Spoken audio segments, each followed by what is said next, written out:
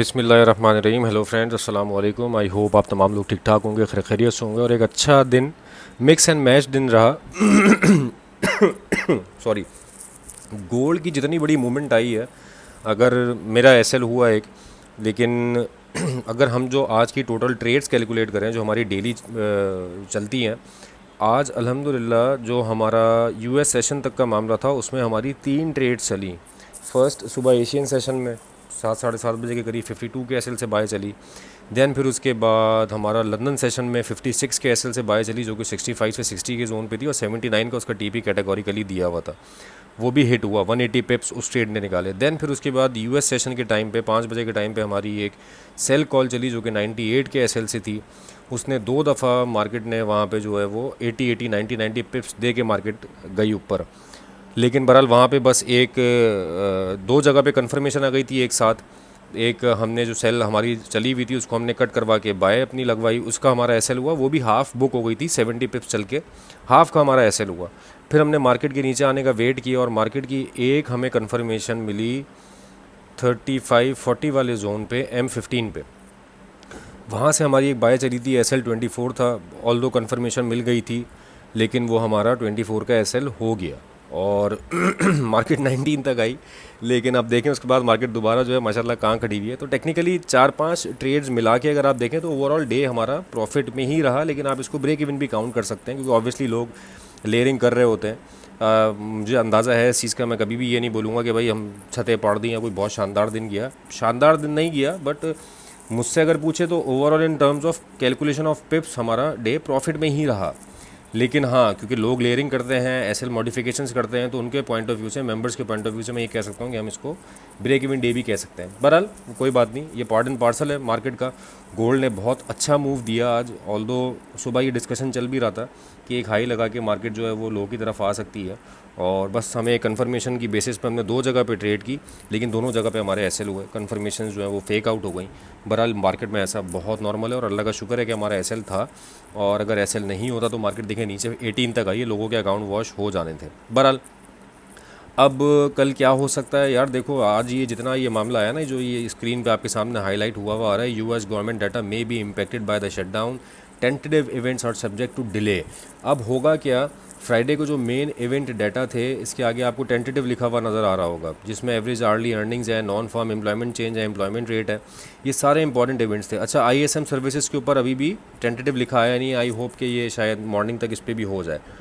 अब होगा क्या, अगर ये डाटा कल रिलीज़ नहीं होते हैं और इसमें कोई डिले या पोस्टपोन आता है, तो लास्ट टाइम आपको याद होगा, लास्ट जो एनएफपी थी उस पे एनएफपी आने के बाद एक डाटा रिवीजन आ गया था suddenly mid of the week.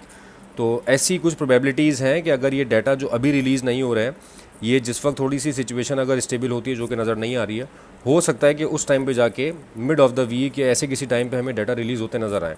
Market को बहुत ज़्यादा फ्लक्चुएट कर सकते हैं। आप बीटीसी को देखें, उसने कितना बड़ा मूव दिया है विदाउट एनी रिट्रेसमेंट, मतलब किसी जगह पे अपने किसी भी डिमांड जोन को ऐसा हिट नहीं किया कि जहाँ पे आदमी बाय कर सके या जहाँ कोई कन्फर्मेशन बन सके, हर जगह पे मोमेंटम कैंडल बनाता चला गया है। तो बहरहाल ये पार्ट एंड पार्सल है ट्रेड का, मार्केट का। इनफैक्ट हम कोशिश यही करते हैं कि जितना हम सेफ़ रहें, और अल्लाह का शुक्र है सेफ़ थे। हाँ, नीचे वाला जो हमारा एसएल है वो थोड़ा बड़ा हुआ, आज ऑलमोस्ट कोई 110 पिप्स का एसएल हुआ नीचे वाला। बहरहाल उससे ऊपर हम जो है वो 100 पिप्स की, और एक तो 190 पिप्स की ट्रेड हमने निकाली, 2 बाय की हमने 190 पिप्स की ट्रेड निकाली, फिर उसके बाद सेल की हमारी 100 पिप्स की ट्रेड चली, और नीचे फिर ये 2 एसएल्स हमारे हो गए। बहरहाल it is a part and parcel. इसलिए एसएल जो है, मैं कहता हूँ, कल भी वाली वीडियो में भी मैंने कहा था कि जो वॉलीटिलिटी मार्केट में इस वक्त है, आपके पास आपका बेहतरीन वेपन सिर्फ एक ही चीज़ है, दैट इज़ एसएल।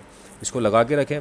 अपना एनालिसिस कल का स्टार्ट करते हैं। स्टार्ट करने से पहले तमाम मेरे वो फेलो जो के चैनल के ऊपर न्यू हैं, उनसे रिक्वेस्ट है कि चैनल को सब्सक्राइब करके तमाम नोटिफिकेशन ऑन कर लें, ताकि जो भी डेली के अपडेट्स हम बनाते हैं उसके लेवल्स उनको मिलते रहें, उसको मार्क करके वो ट्रेड करते रहें। इसके अलावा कल हमारा एक वेबिनार होने जा रहा है इंशाल्लाह पाकिस्तानी टाइम के हिसाब से शाम 8 बजे।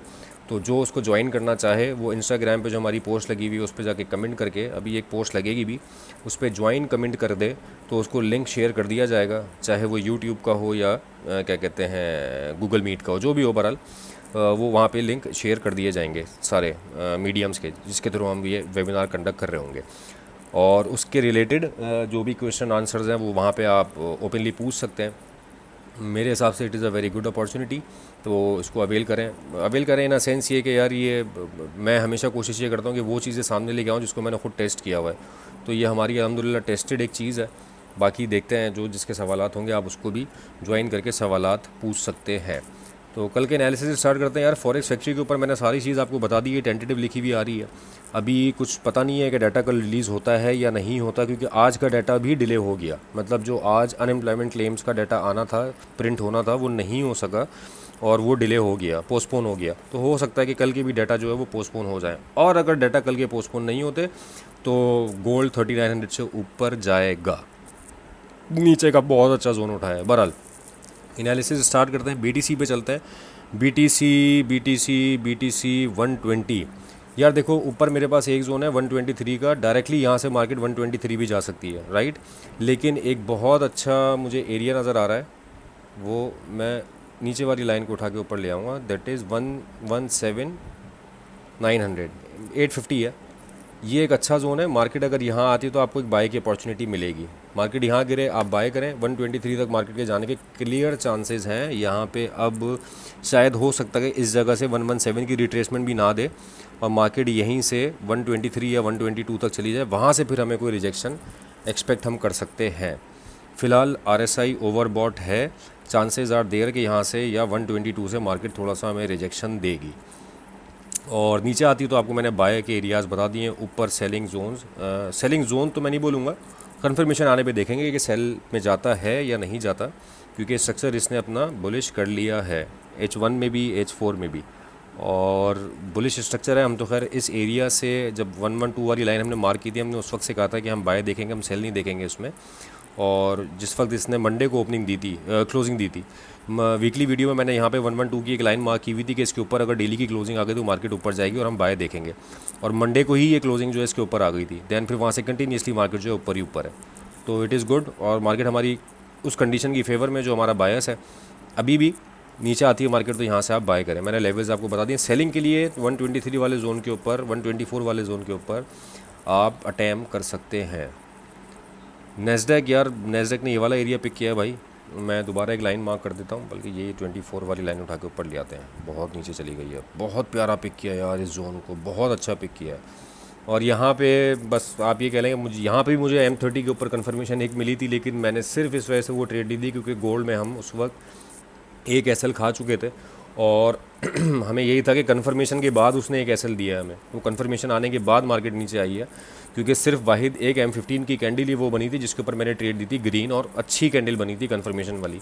लेकिन मार्केट एसएल खाने के लिए नीचे आ गई और वही सेम कंडीशन यहाँ पर रेप्लिकेट हुई थी। M30 के ऊपर बहुत अच्छी एक बुलिश कैंडल बनी थी, लेकिन मैंने सिर्फ इस वजह से वो ट्रेड नहीं दी कि यार ये दोबारा मैनिपुलेशन यहाँ पे ना हो जाए। बहरहाल इसने अच्छा एरिया प्ले किया है और यहाँ से बहुत अच्छा जोन उठा के मार्केट अपना वापस ऊपर गई है। यही एरिया इंटैक्ट है, इसके नीचे का ऐसे लोग और मार्केट यहाँ से बाय में ही आप देखेंगे। फर्दर आगे भी मार्केट बाय ही है। आप यहाँ से भी बाय लेना चाहें तो आप इस लाइन के नीचे का ऐसे रख सकते हैं। 750 के नीचे का आप कैसे लोगा, मार्केट नीचे आती है 750 तक आप बाय करें, और इसके नीचे अगर नीचे आती है और तो 750 तक बाय कर सकते हैं, वरना जिसकी बाय यहाँ से हो वो 750 का ऐसे लगा दें। क्लियर कट कंडीशन है। यूएस ऑयल में एक कंडीशन बन गई है। डिमांड जोन था हमारा यहाँ पे, इसको ब्रेक करके मार्केट नीचे आ चुकी है और अच्छी मोमेंटम कैंडल से ब्रेक किया है। अब सिर्फ कंडीशन ये है कि इस लाइन के ऊपर कैसे होगा, 61.9 के ऊपर कैसे होगा। मार्केट ऊपर जाती है, आप यहाँ से सेलिंग अटैम्प्ट कर सकते हैं इस वाले पूरे जोन से दोबारा। 61.3 से लेके 61.62 तक, मतलब 61 से लेके 62 तक का पूरा जोन सेलिंग का है। इसके बीच मार्केट जहां आपको मिले आप इसमें कंफर्मेशंस देख के सेलिंग अटैम्प्ट कर सकते हैं। और अपने पिप्स की कैलकुलेशन ज़रूर, जो भी डिफरेंस आ रहा है वो कैलकुलेट कर लीजिएगा। मेरे पास अभी 60.6 का रेट चल रहा है। जो भी आपके ब्रोकर के पास रेट हो उसको आप कंफर्म करके कैलकुलेट करके फिर ट्रेड लीजिएगा। क्लियर कट इसका वो है एनालिसिस। गोल्ड पे आ जाते हैं। गोल्ड ने यार देखो, मैं इसका जो है ना 4 आवर वाला टाइम फ्रेम खोल लूँ, फिर आ जाएंगे 1 आवर पे बोले। अरे यार ये इंटरनेट फिर रुक गया, ये आ गया। अच्छा, 4 आवर पे मैंने 2 लाइंस मार्क की हुई थी, एक ये 50 वाली और इसके नीचे हमने 30 वाली, दो जोन्स बताए थे कल बाय के। तो 30 वाला जोन तो बहुत अच्छा प्ले हुआ। इनफैक्ट 50 के नीचे भी अभी तक H4 की क्लोजिंग नहीं आई है। ये मार्केट नीचे आई है, EMS को टेस्ट किया, EMS टेस्ट हुए हैं और मार्केट फिर यहाँ से एक अच्छा जोन पिक करके ऊपर चली गई। तो तो H4 के ऊपर तो ये बहुत परफेक्ट बाइंग कंडीशन बनी है इस वक्त, और अभी 69 की रेजिस्टेंस भी शायद रिस्पेक्ट ना करे। ये 71 वाली जो रेजिस्टेंस है 70 वाली, इसको भी शायद रिस्पेक्ट ना करे। अब लोग इस कंडीशन में होंगे कि जो सेलिंग कंडीशन बनी है, अब दोबारा मार्केट ऊपर जाएगी तो हम सेल अटैम्प्ट करेंगे, बट मैं इसके कॉन्ट्रेरी सोच रहा हूँ कि मार्केट ने यहाँ पे एक अच्छी बाइंग अपॉर्चुनिटी दी है। मार्केट ने इस जगह पे एक अच्छी बाइंग अपॉर्चुनिटी दी है, तो जिसकी यहाँ से लगी हुई है बाय, आई गेस कि वो लकी लोग हो सकते हैं। आई गेस अगर ये कल चल जाती है, डाटा रिलीज़ हो जाता है तो। लेकिन कल चाइना का बैंक हॉलीडे है, दोबारा आपको एशियन सेशन के अंदर शायद हाई टच करता हुआ नज़र ना आए, ये आपको यूके सेशन और यूएस सेशन में ही कहीं हाई जाती हुई मार्केट नज़र आए। तो I am expecting a bullish move again in gold, इसमें कोई दो राय नहीं है भाई। मार्केट ने आज एक अच्छी रेड कैंडल बना दी है, इसका मतलब ये नहीं कि गोल्ड बेयरिश हो गया, ये ऊपर जाए तो हम सेल देखेंगे, हम अभी भी बाय ही देखेंगे। यहाँ तक आएगी तो भी बाय देखेंगे, यहाँ तक आएगी तो भी बाय देखेंगे, तो इसमें कोई घबराने वाली बात नहीं है। बस मिस कैलकुलेशन आज हो गई है, लेकिन फिर भी मैं यही बोलूँगा, चौथी पाँचवीं दफ़ा रिपीट कर रहा हूँ, मिस कैलकुलेशन के बावजूद भी यार अल्हम्दुलिल्लाह हमारा डे प्रॉफिट में ही क्लोज हुआ है। कोई ऐसा रश हमारा नहीं हुआ है, मामला जो लोगों के साथ हुआ है अकाउंट फट गए या ब्लो हो गए।